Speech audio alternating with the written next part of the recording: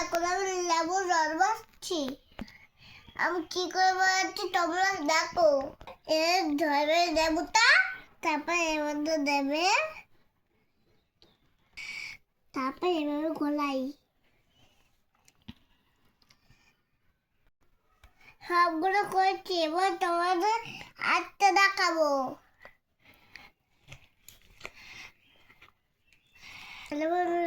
রস ঢালবো।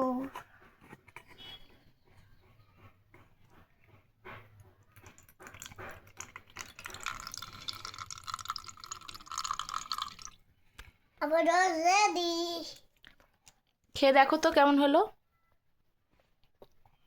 ওয়াও, মিষ্টি মিষ্টি না টক টক? ভালো ভালো। ভালো। তুমি কে খাবে কমেন্ট করে